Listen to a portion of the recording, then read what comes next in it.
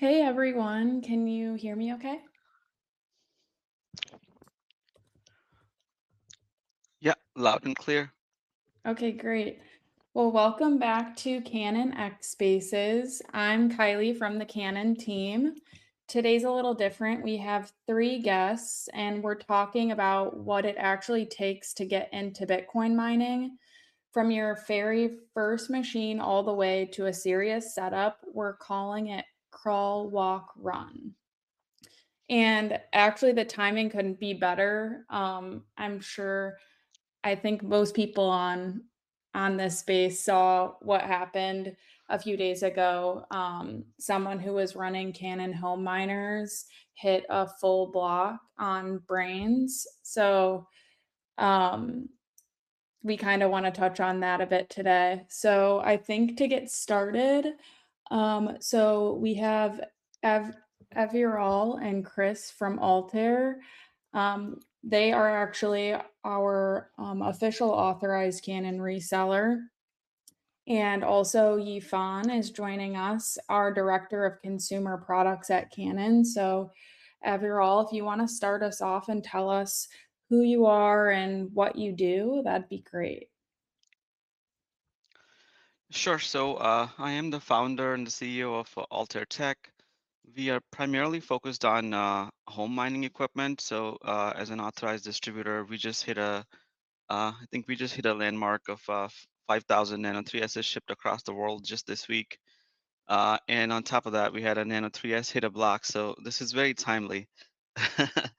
um, I have a background in engineering. I've worked in semiconductor sector for a while at Intel and then in data science in Bear, Monsanto, and St. Louis.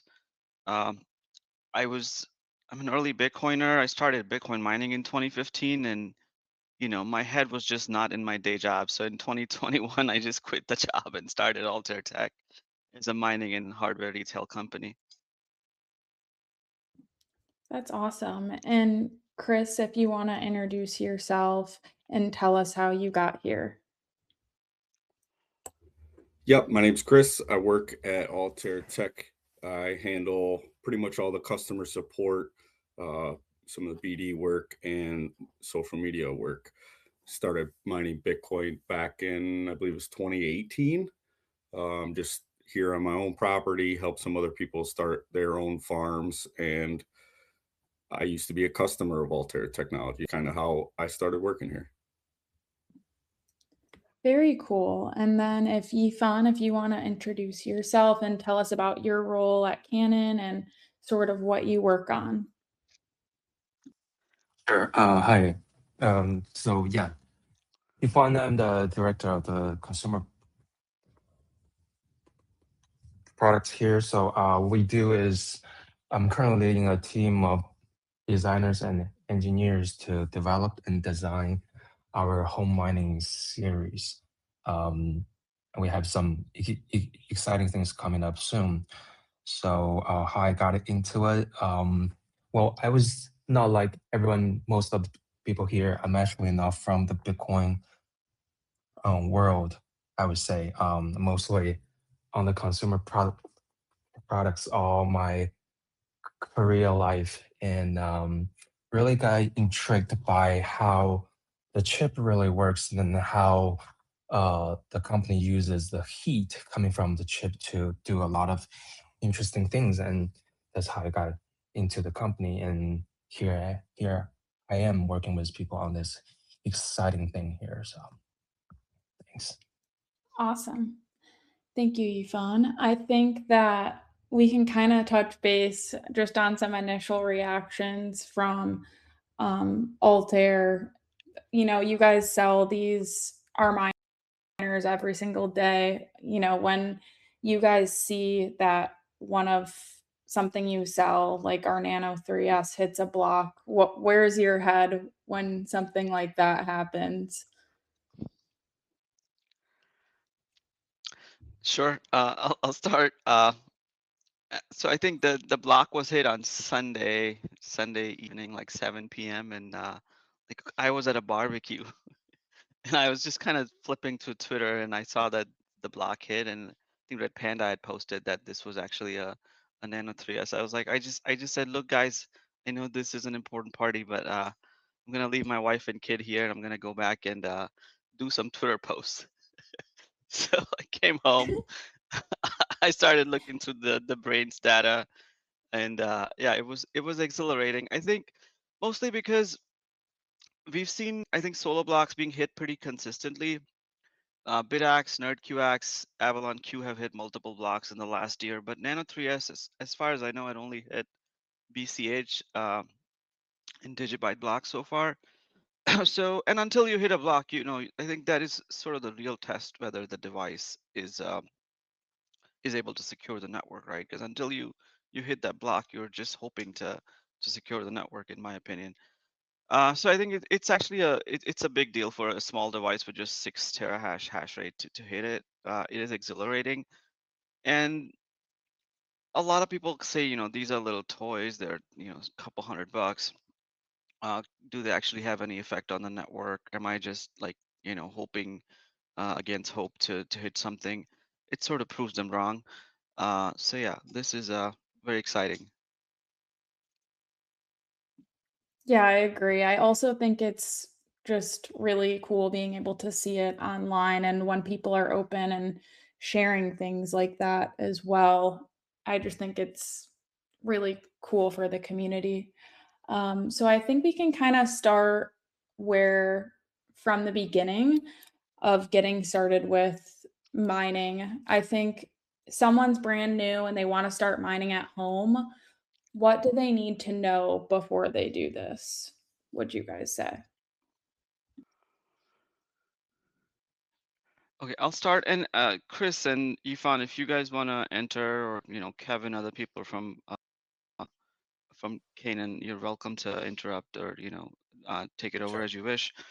But to me, I think Bitcoin works because mining secures the network. Without mining, there is uh, the network just cannot sustain itself. And we've seen over the years, mining started from home. Satoshi wasn't mining in a warehouse. I know actually quite a few people who were mining with Satoshi. Uh, James Howell, who famously lost his, I think, 80,000 Bitcoins in that landfill in UK. Checksum Zero. Quite a few people, I think even Marshall Long from PlebSource was mining during the Satoshi days, 2010, 2011. And they were all mining from home at the time. The ones who expanded kind of moved beyond their home into a shed or into a container.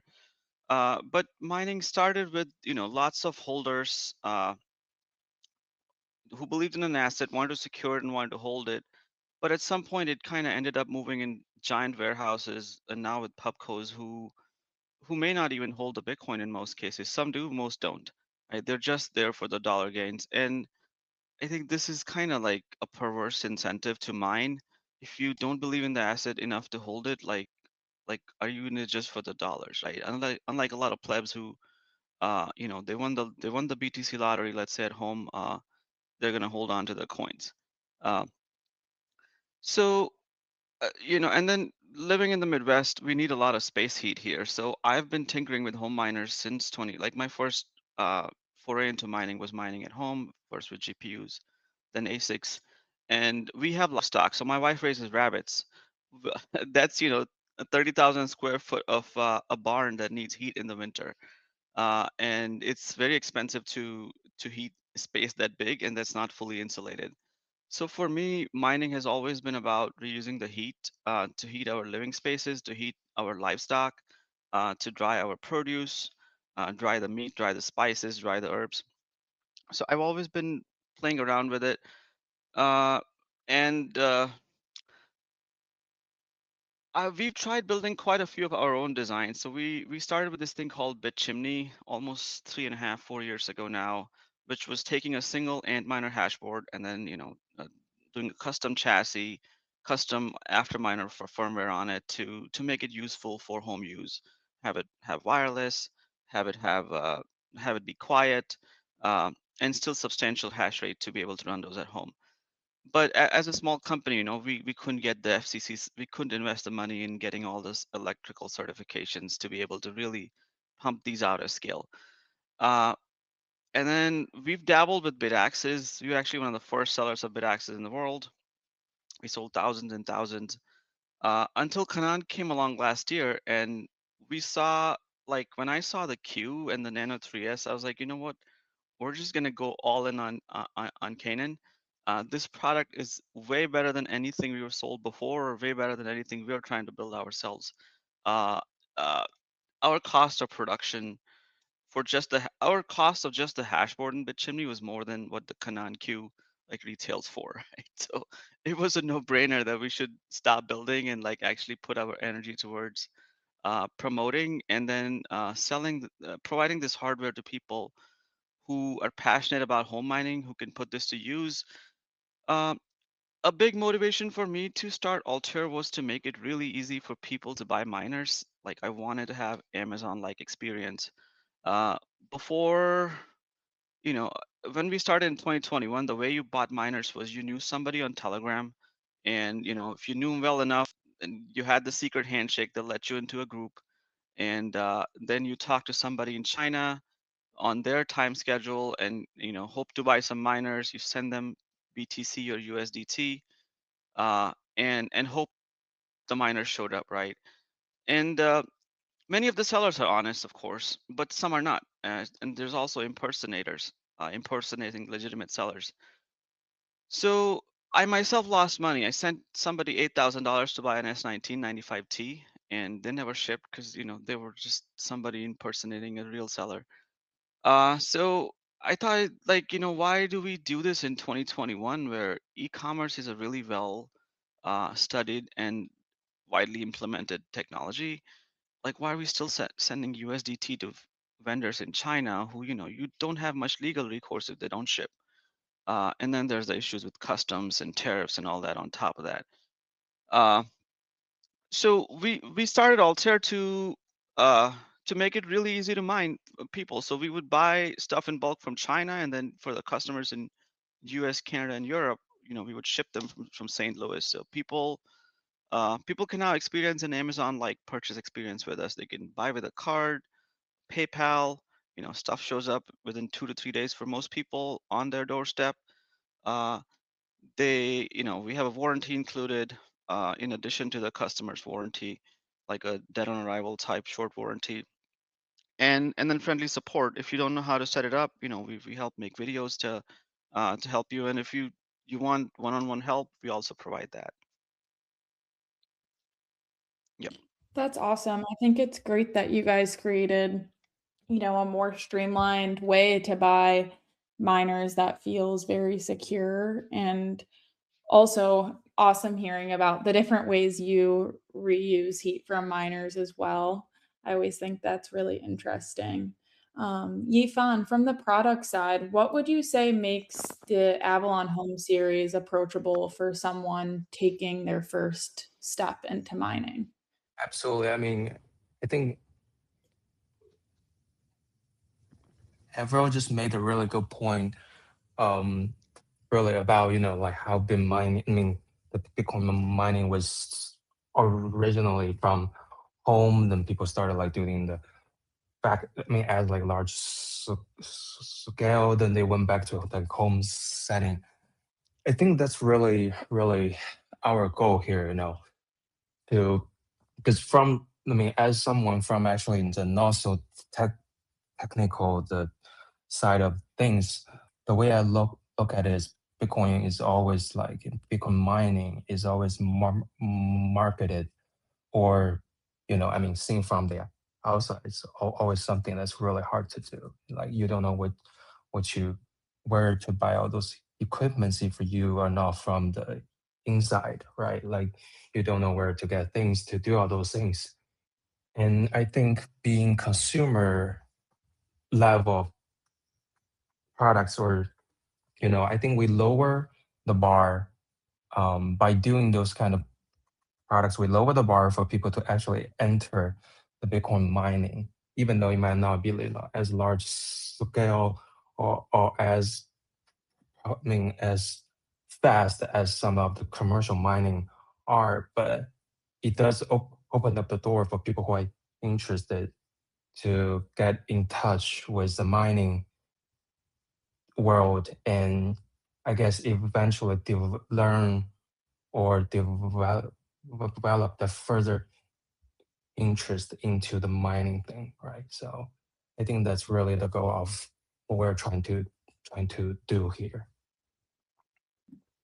Yeah, definitely. I think that's a really good point. And I think also from the product side, I think the whole idea with making an app where all of the Avalon products can live from your phone and, making miners really quiet for, you know, that's a newer thing. People are still surprised by that and things that can be really practical in your home and actually be able to sit in your living room.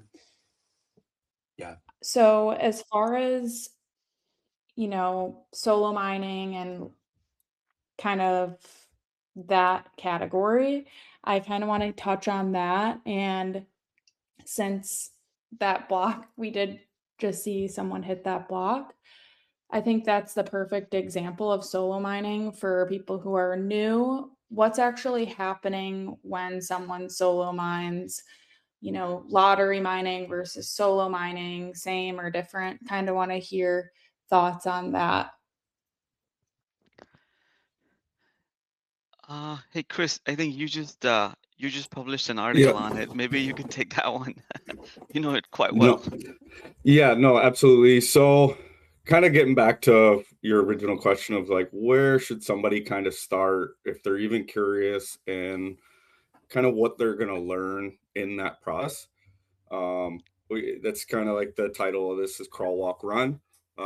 We do free intro consultations. So I take a lot of those consultations with people who are just new, who want to learn and explore Bitcoin mining. Maybe they bought a little Bitcoin on Cash App or Coinbase or Strike or wherever, but they've never actually interacted with the network and sent a transaction before or even know how to set up a wallet or how to find their wallet address. So it's kind of like your crawl phase would be something along the lines of a Nano 3S where it's a super simple consumer friendly device that anybody can set up and all you need is a wallet address and a pool stratum. From there you're just going to learn a little bit more about the Bitcoin network, learn how to use a wallet, learn the basics of mining, uptime, what difficulty is, and payouts. Some people think that, when it gets into solo mining, pool mining, they see somebody hits a block and they're like, great, so I'm going to hit a block if I buy one of these devices. And that's not necessarily the case. Yes, it does happen, but it is a rare occasion that it happens. I believe there was 10 this year out of all the blocks that have been found so far. So, you know, there's a block every 10 minutes, and there's only been 10 solo blocks this year with those kind of devices. So it is a non-zero chance, but you do have a chance. So there's a lot of education that needs to still happen in the Bitcoin space. I mean, even just on Bitcoin in general, there's even more education needed in the mining space. So when you're solo mining, you're going to get the entire block reward. That's currently is 3.125 Bitcoin. And if you're pool mining, you're basically combining your hash rate from your device or your farm with everybody else's hash rate that is pointed to that same pool. For example, the solo block was Brains pool. Brains has a solo pool and they have an actual pool where everybody kind of combines their hash rate together in order to try to solve a block. Should that pool solve the block, the rewards then are split amongst the participants in that pool according to, the payouts, the system that pool currently runs. Yep. Maybe Awesome. I'll add, if you don't mind there, Kylie, maybe I'll add some more detail on like how to choose whether to solo mine or lottery mine. Yeah, that'd be great. Cool. So I think I think the whole crawl walk thing, we published an article recently. It is to help people understand, what is solo mining, what is lottery mining, and how do you choose when to transition from one to the next. uh, with the sort of explosion of these small devices, right, with BitAxe, Nano 3S, and Nano before that, and a whole lot of sort of similar products, BitDisk, NerdMiner, all those things, there's a lot of people who start with these small, what are called lottery or solo miners. They'll buy one, they'll buy two. They are addictive. We've seen people with setups with, a whole shelf full of them or a whole couple rooms full of them. Uh, but we get this question often, like, is this a lottery miner? Is Q a lottery miner? Is Mini 3 a lottery miner? Because I think a lot of people think that this is a designation to the device, not a choice the miner makes. This is not true. To lottery mine or pool mine is the miner's decision, right? It's the buyer's decision. You could lottery mine on a Nano 3S or you could pool mine. The way to make that decision is, I think for most people, it's about pool payout thresholds. So I think they're about 0.01 Bitcoin for most pools at this time, which is like, I don't know, $100. If your miner won't generate $100 in its lifetime, right, which is typically 2 to 3 years, then you don't want to be pool mining because you'll never be able to cash out your earnings. It just makes more sense to solo mine or lottery mine with it, because these are low power devices. Your cost to run them is, negligible. It might be like a dollar or two a month, which isn't a lot of money for most people. So you can afford to quote unquote lose that money. But if you win, you get, 3.125 Bitcoin, which is like, 200,000 plus dollars.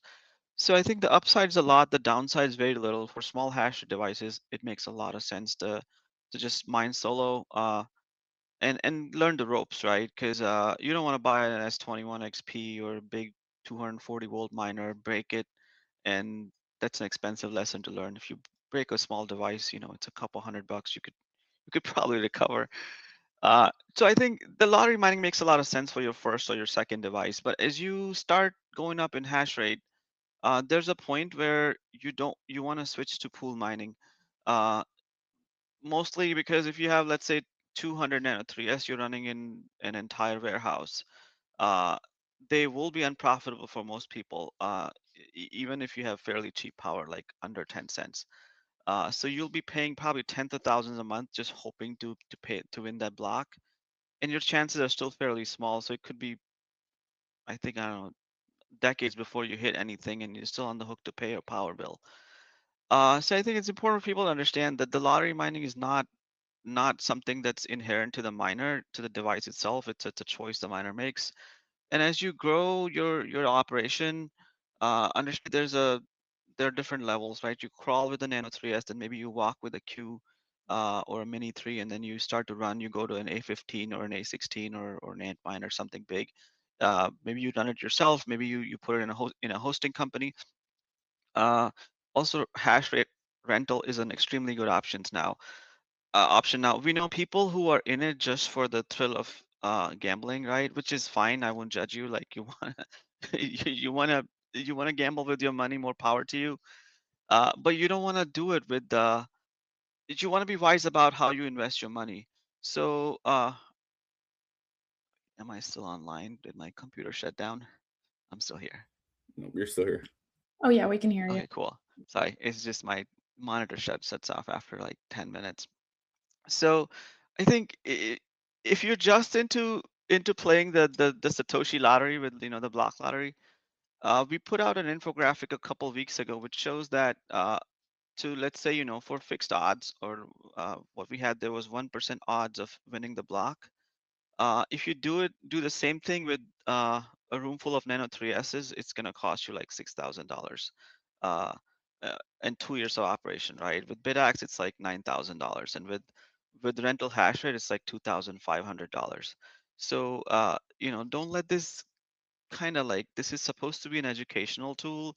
These small devices, educational tool to run the ropes, but don't if you get into gambling addiction and start just like filling rooms full of these, that's not the way to go. The right way is to start crawling, start walking after crawling, and that's where you buy a bigger device. And those are a lot better from a dollar per terahash perspective, from a profitability perspective, and And once you start pool mining, your payout variance goes down, and you can pay your power bills and your hosting bills. I agree with that, Avril. And another thing is if you're in an area where you have solar or you have a very low power price, like in Texas, you're actually not tapping into all this potential revenue that you could have even with your home miner because of your negative power bill.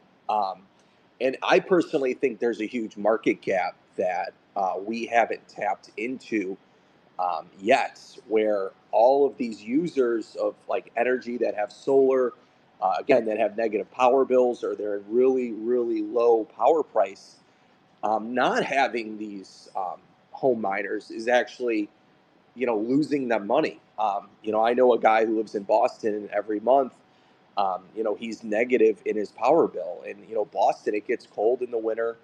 You could just set up an Avalon Q. That Avalon Q will, drop your price, your power bill to even. So you're basically running your Avalon Q for free while it's stacking sats.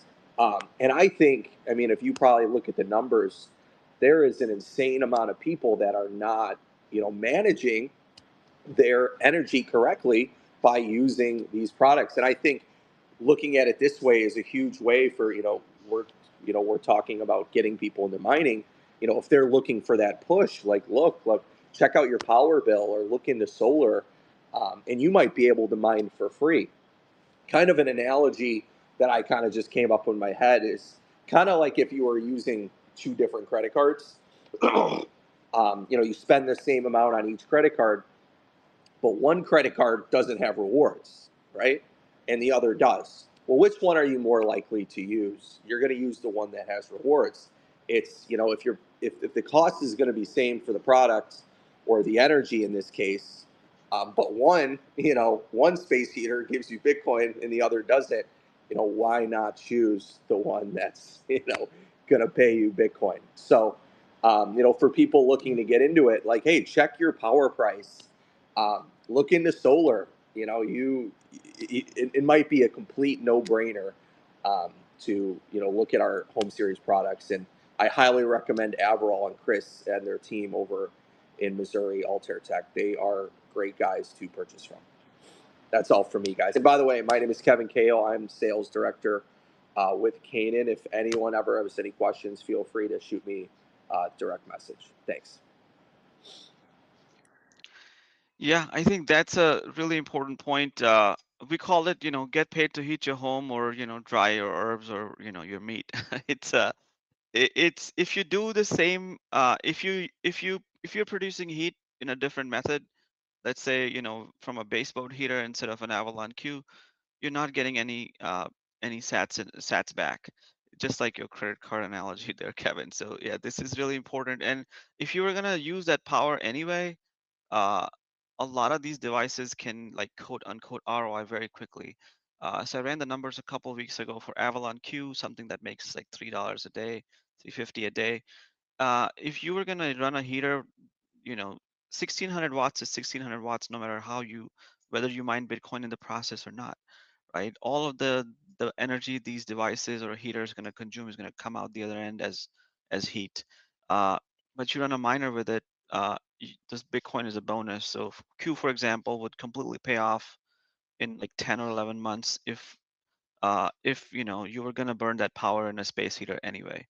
I think that's really important. And I think another great thing about Avalon devices is all of them have unidirectional airflow, so it's really easy to capture that heat.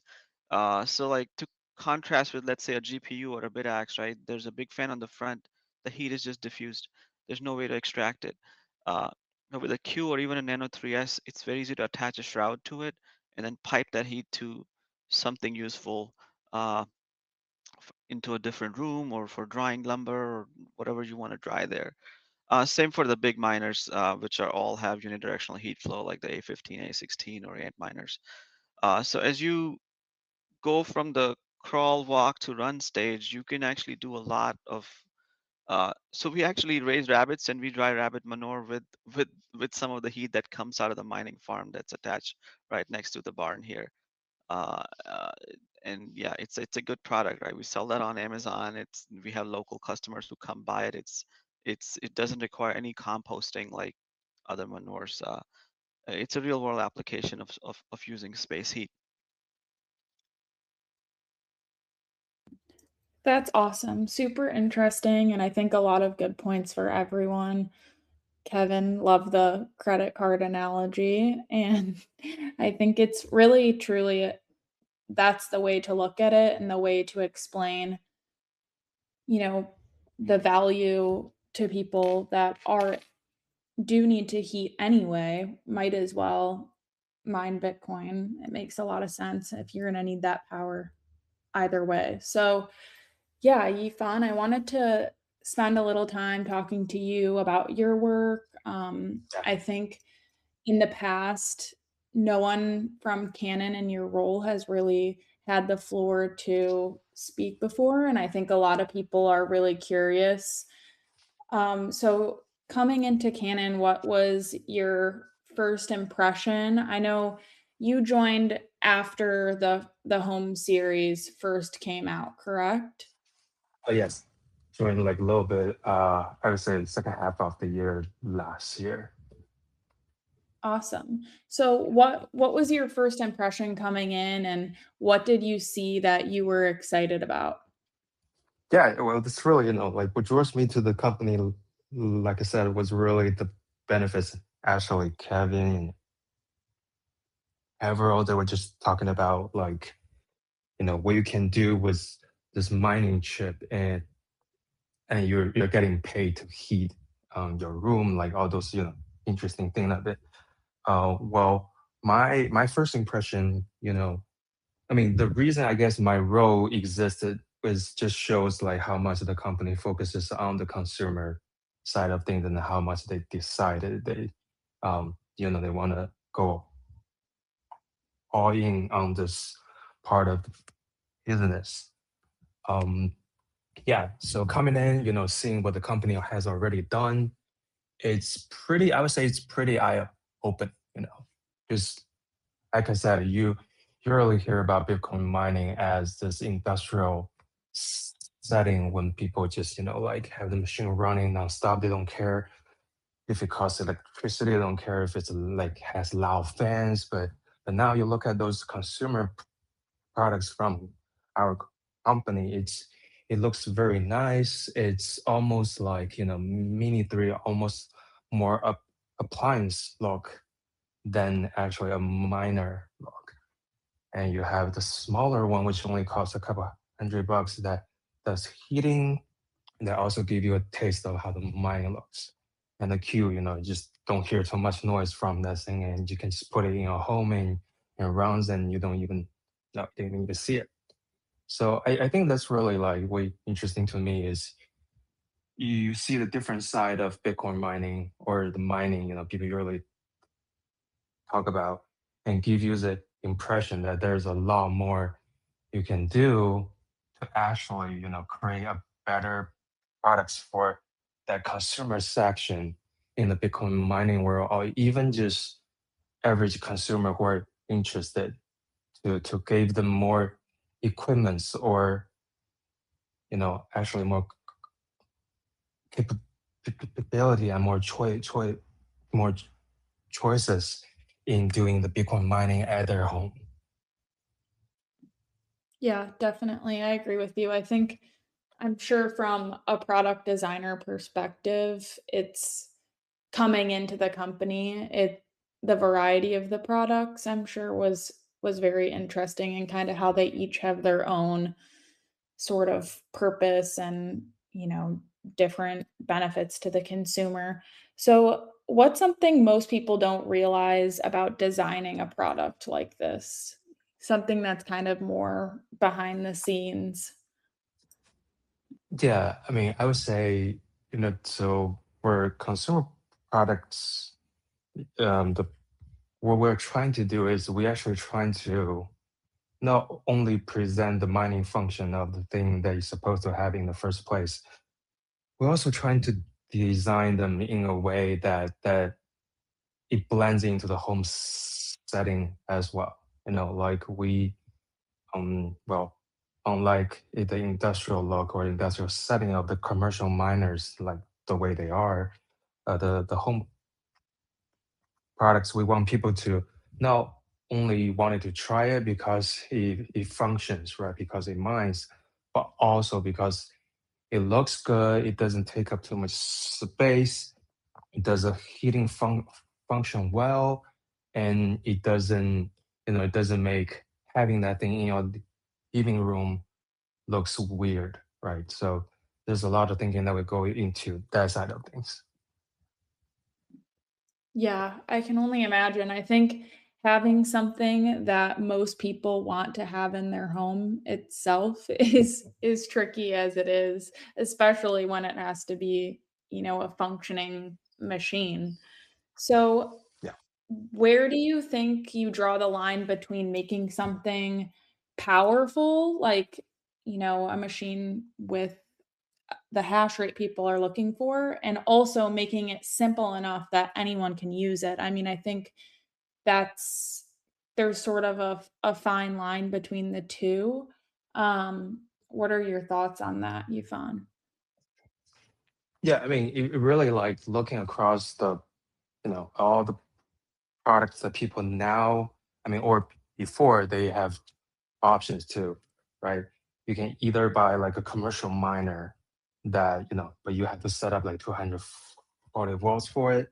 It's loud, it creates a lot of heat. Well, I mean, I don't think that's meant for your living room or your home per se, but and you also have choices too, like smaller one that kind of you got to taste for, but it will be designed for the professionals to actually set it up and run, right? So I think what we or what the company has done before, like the current ones on the market, the Mini, the Q, it combines all of them kind of into one, right, or into three.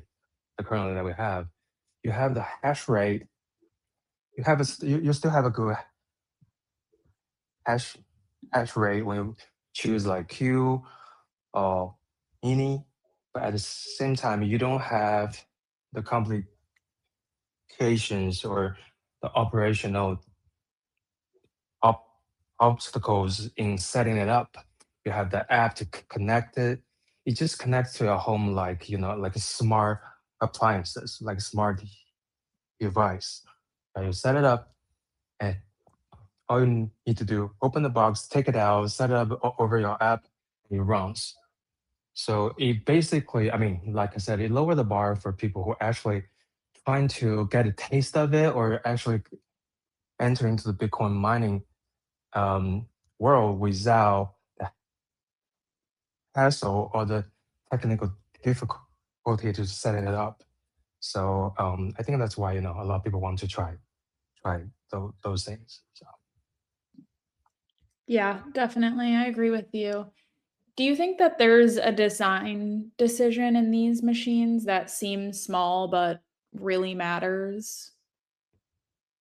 Like Yeah, anything there's from, yeah. a certain feature that, pops out to you that you think is may seem small to everyone, but it's actually a really big deal?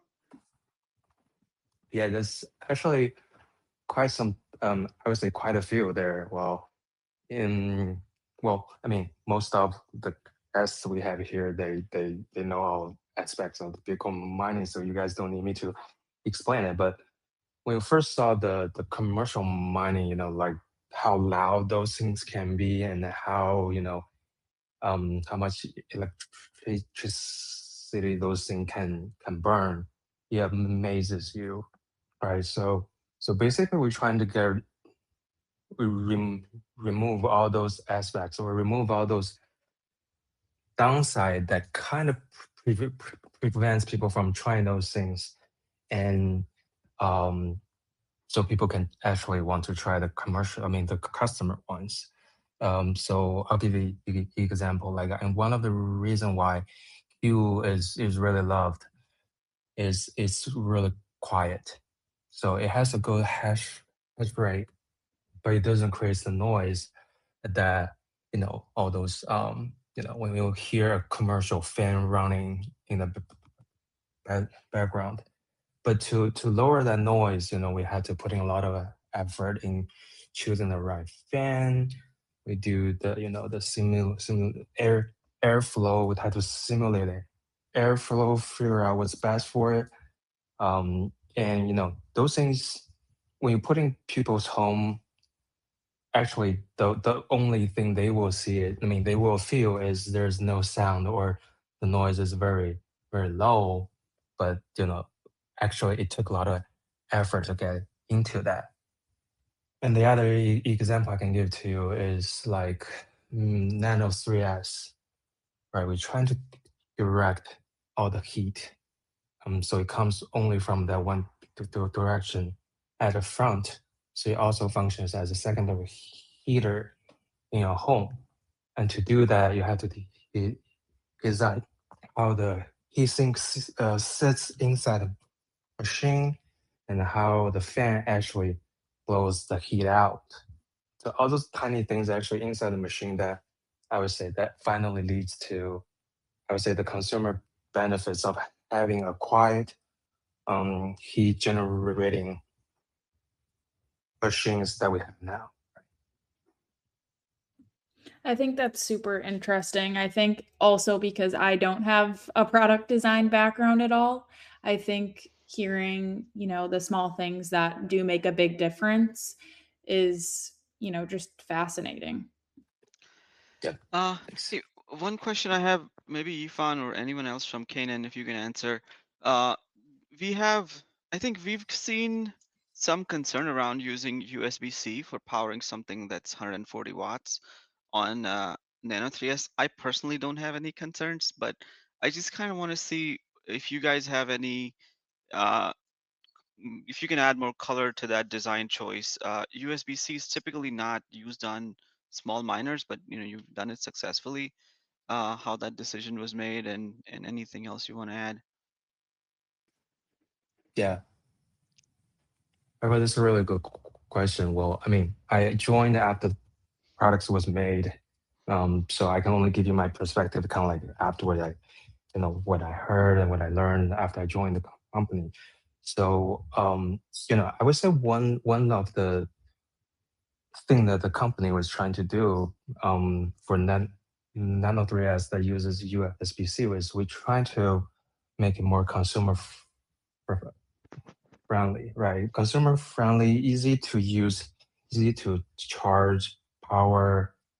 And by doing that, kind of like the most standard way of doing that right now is you unify, how the power goes in, goes out, the cable choice, then it comes down to the USB-C, right? That's kind of like the most universally used cable right now. And to a point, it's not very common in Bitcoin miners because they draw a lot of power. They it's usually you just don't use a USB-C to do that. So which is also bring back to my point of by doing a consumer level products, it's all about lowering the bars. So we did a lot of work actually on the electrical system in the PCB. We use the low voltage chips and all those things to trying to keep the voltage of the overall machine down to a level which that we can have a USB-C that powers it. And the company did several tries and we made it work and now it is. And actually by successfully doing this, we actually wanted to try to use more of it just because it's easier to find a USB-C. And also you see like all the computers, laptop now, they're also being powered by USB-C. So we just think with the material, with the technology being more mature, we're able to make it easier for people to use those things. Makes a lot of sense. I think there's some on the older model, the Nano 3, not the 3S. We did see some issues with the power port maybe getting damaged in some cases, but we haven't seen those in Nano 3S. And I think some people have a concern that this is too much power for USB-C, for USB Type-C, but I think it's important to understand that the power delivery protocol that this Nano 3S power supply uses, it's a USB 3.1 PD, which ramps up the voltage from 5 volt standard USB power to 48 volts, right? So at 48 volts, you're less than 3 amps on full power, which is well within the spec of the cable and the cord and everything else, all the electricals that are involved in the process. So I think this is a new technology. People typically see 10, 15, 20-watt devices running on USB because that's the old USB, where there's no voltage handshake and ramp. But with the nearly 50-volt voltage ramp, it's more than sufficient. And I mean, we now see that like laptops that are charging at 220, 230 watts off of the similar chargers. And like you said, this charger that comes with Nano 3S is extremely versatile. You can charge your phone really quickly with it. You can charge any new laptop which has USB-C PD with it. It's when I travel, I just carry one charger, and it's just the Canaan charger for Nano 3S. Thanks, Harold. Yeah, it's really nice. It charges my phone in Perfect like answer. 35, 40 minutes from 0 to 100. It's amazing. It's got so many uses. Yeah, actually, I mean, we did. I mean, from what I learned, actually the company did spend a lot on developing the charger and get it to work. And back to a point, it was a really good point. So the charger actually can handle the USB-C now can handle 5 amps and actually 10 amps easy. Well, the cost will go up for sure, and you can go even higher. And you see those laptops, like you said, like very high voltage performing laptops using that as well. So yeah, we think it's is totally fine. Yeah. Yeah, 3 amps, less than 3 amps is, extremely safe here at 48 volts. It can go, USB typically has gone to 5 amps, but I think now they go up to 10. So 3 is well within, it's nowhere close to the limit of what these chargers can push. Some of them I think break because they get hot, but there's other reasons for it, right? If you have to keep it, make sure you don't put like a blanket on top or put on carpet where it's not getting good heat transfer. But yeah, I think a lot of the concern around 140 watts being too much for USB-C is just from the fact that people haven't quite figured out that this is the 3.1 PD, the new power delivery protocol. Yeah. And just add a little bit to that, we also look into how to have the USB-C actually dissipate the heat itself. There are technologies out there we're trying to like actually being experimenting with those. So hopefully, I mean, the goal is it will get better and better from here. So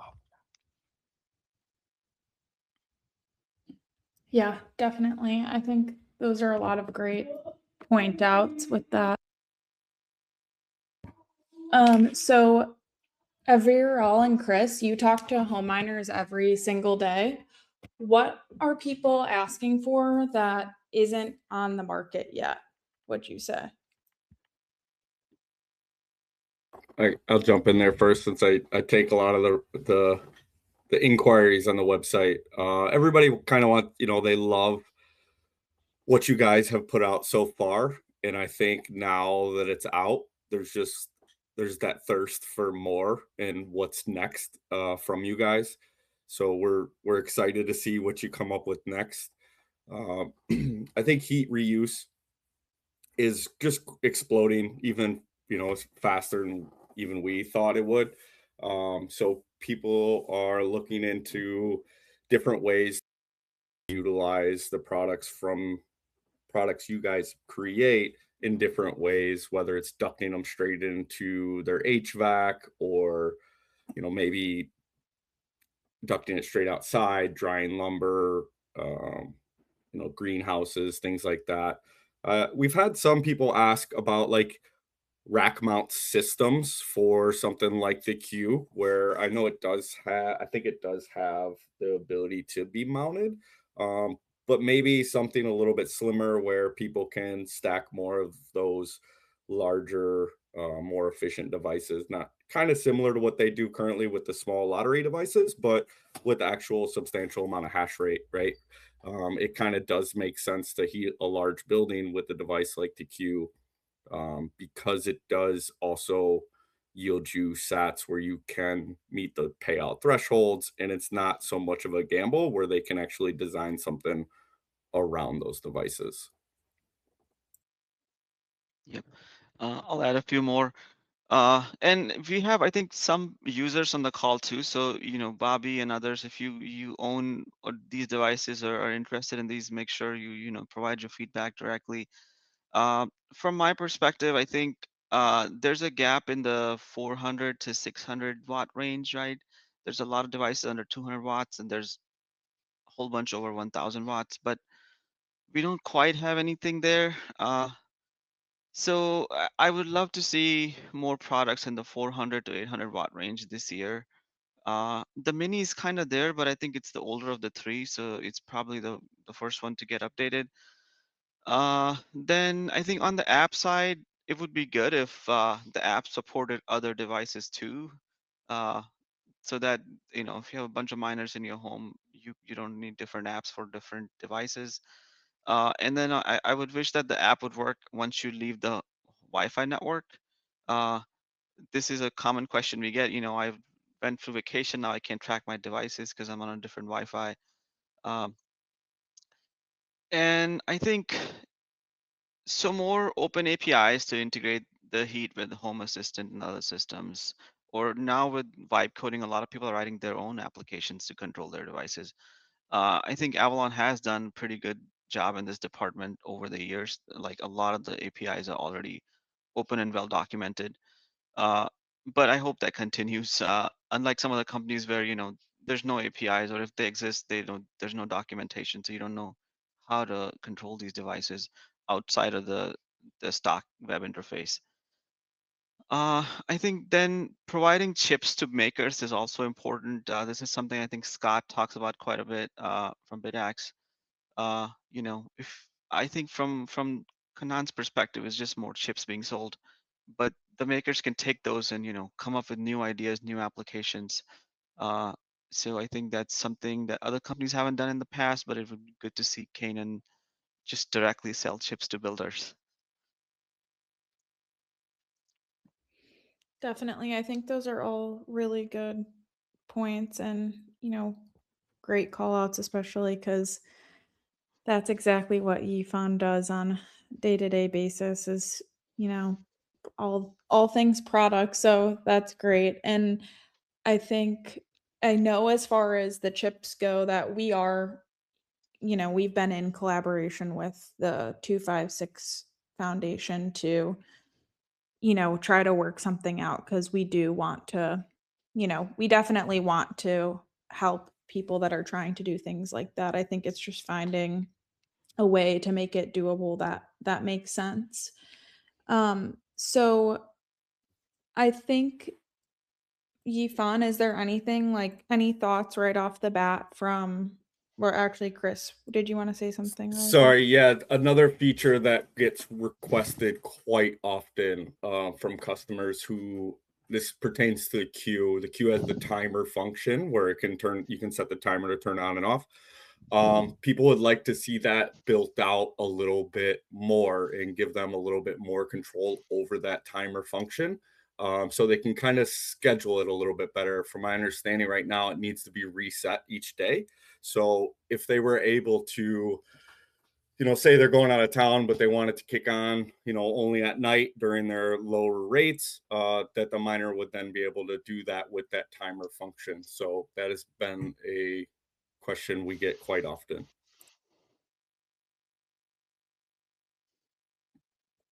Great. Yeah, I think that's super helpful. Appreciate the feedback definitely as, we continue to make changes and, develop new things. I think it's really important for us to hear feedback, especially from people who work so closely with our consumers. I mean, that's all you guys, I mean, not all you guys do, but you guys are very close with them and, of course, hear all things, issue related and feedback. So I appreciate that. So next, I kind of wanted to jump into the final phase, the run phase of this kind of as we wrap up, but you know, where's the line between hobbyist and serious? And, you know, when someone wants to go, you know, to the next step, what do you tell them? Uh, I think the crawl, walk, run, uh, the run phase to me, it's outside your home, so it could start in a container. In my head, it's like a petahash or more. That's when you have more. You definitely need to get 240 volt power or three-phase power to have substantial hash rate, or go to a hosting site which already has that. Well, I think one thing that's important is not everybody should have to run, right? Like if you, I'll take an educational example. I think everybody should go to kindergarten, have primary education, but not everybody needs to get a PhD. It's a very specialized thing. You have much higher stakes here because you're talking about spending tens, hundreds, thousands of dollars, or maybe millions of dollars to be able to do this profitably. So one is deciding, do you want to take that leap of faith? For a lot of people, even as a hardware seller, I would say for a lot of people, it's better to just buy Bitcoin than to try to accumulate Bitcoin by mining. So look at your situation, run your numbers. If you need to move to Kazakhstan to mine, maybe it's not for you, right? So I think the run phase is really for people who've kicked the tires on this, who understand it well enough uh, and are willing to put down substantial amounts of money to go all in into mining. Uh, and always keep in mind that you don't have to do it yourself. It is often better to rent hash rate or buy miners, but send those to a hosting company to run it for you. They have economies of scale. They can often negotiate better power rates. They will have dedicated staff to take care of repairs, high uptime. A lot of people, I think, in Bitcoin are, it's this idea about not your machines, not your hash rate. I think it's okay to let somebody take care of your machines. This works quite well. I know many people who have day jobs or other, they're busy with other things, and they try to run their own mining operations, but they're actually spending much more money than they would have if they were allowing somebody who's doing it at much larger scale in a better low cost geo with cheaper power than they could do it themselves. So keep all those things in mind, and not everybody can run. It's okay. I think if you just have to buy Bitcoin, that's easier and cheaper for you. That's a very valid way to accumulate Bitcoin. Yeah, to touch on that a little bit, I think that, like Avril said, everybody's in a different financial situation and everybody has different goals that they're trying to reach, whether it's with Bitcoin or Bitcoin mining or just in their life in general. So you kind of have to sit back at least when I talk to people, I kind of go through that with them. What is their actual goals? For example, in the United States, you have tax benefits and depreciation that you can kind of go with. And there's a lot of different things that come, which machines you're going to use, that all plays in a factor, but it all ends up boiling down to your individual goals in your individual financial situation. Like Everett said, not everybody is going to be running, and that's totally fine. There's plenty of options to mine at home as a hobby and do this kind of for fun and for experience, and that's great. um, but if you are looking to run, evaluate your power costs, your all-in power costs, not just, the standard rate that you're seeing on your sheet from your power company, but dive into that rate sheet so you know exactly what's going to be happening when it does happen. I've heard a lot of people who, like Avril said, who try to run their own facility at home while they're doing a different job, and they spend a lot more money because their power purchase agreement, or just how their power company operates is, if the miners aren't all on at the same time on the first, you're paying a different price if you try to fire up those same miners on the 7th and run them throughout the rest of the month. So there's a lot that goes into running these larger machines at scale, and oftentimes it's best to let a professional deal with that. Now, a lot of people are like, okay, but how do I even do that? Um, we try to make that simple in the sense that we'll ship a miner directly to one of our recommended hosts, or if you have a host that you want to deal with, um, and you'll get the serial number so you know which machine's not yours. It's not just, hey, it's somewhere over here in the middle of the US, but you don't actually know which unit is yours. There's tax benefits and there's a lot that goes into the run phase, and it's not for everybody, and that's okay. Thanks for that explanation. I think that's a really good point. It really does it has to make sense for you. I think it's good to think about all of your options, but at the end of the day, it has to make sense and be a good fit for what you're trying to do. I think before we kind of, wrap things up, I wanted to see if anyone had any questions or anything to add. I can go ahead and give you permission to speak. The I don't think there's any questions on our thread. Um, besides for when is the new Nano 4 slated for release or any new product introductions coming. um, hopefully something soon. We can't say exactly what we have coming, but we do have some exciting things for sure. So stay tuned. Stay tuned on that. Um, but I think my last question, if anyone wants to ask anything, um, Kevin, did you want to say No, I something? just Yeah, I just want to add one thing. On the thread, I believe I did put a link to our website. If you're looking to possibly purchase a home series product, there's a link on our website where you can actually put in your power price of your house, and it'll give you kind of like the ROI you'll receive from that specific machine. So really cool. Utilize that. Check out our website. Also check out Altair Technologies. They are our official distributor, and they are a great place to get our products from. That's it for me. And if anyone ever has any questions about Canaan hardware, I do a lot of sales in the industrial miners. So feel free to questions about A16, A15 Pro, hit me up. Love to talk. All right, thank you. Awesome. Thanks, Kevin. Anybody else want to add anything? Hey everyone. This is Joy from Canaan, by the way, on the south side. Uh, and Arter, love what your team does. I do have a quick question. So you mentioned earlier the Avalon Q that you have a customer asking about the timer.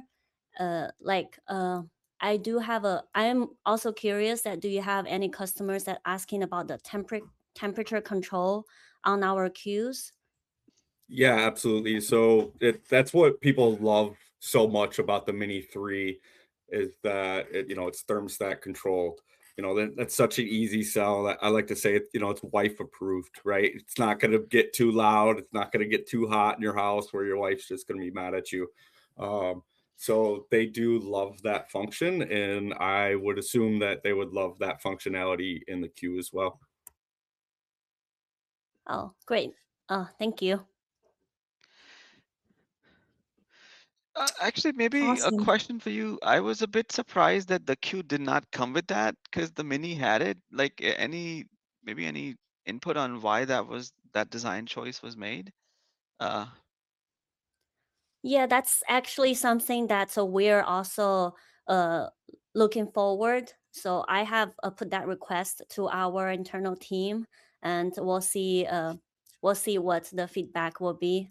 So that's just a curious that was just a question from my one of my customer. So I was just wondering if there's a lot of like demands from on your there. side of customer as well. When we first got the Q, I thought a lot of people would be turned off because it doesn't have the thermostat control, but we've actually had amazing sales for Q. because I think it's, efficiency and noise wise, it's best in class by far. But Yeah, that's having amazing. thermostat will definitely help some. I'm sure there's people who would, it'll sweeten the deal for them. Yeah, definitely. If I can Awesome. quickly touch on that, from my understanding, I think Q was initially, well, I think that was the original goal. It was set up at kind of like a high performing home miner type of like positioning for the Q. So that's why they didn't try to market or add that thermostat function there. But all those things you and Chris were talking about, like the things customers and what you think can be improved. I'm actually taking notes here. I think that will be a good discussion topic actually within the team to see if we can add that function to the next generation of Q there. Cool. And guys, just before the end, just want to thank Canaan for paying attention to this market. Right, we've been in the home mining space since inception. This space has essentially been taking up ant miners and then hacking them up to build something that's okay to run in the home. Whether it's Loki rigs, whether it's bit axes, they all built from ant miner chips. When I first saw the Nano 3S on Indiegogo, I couldn't believe that a publicly listed major ASIC manufacturer was paying attention to this space.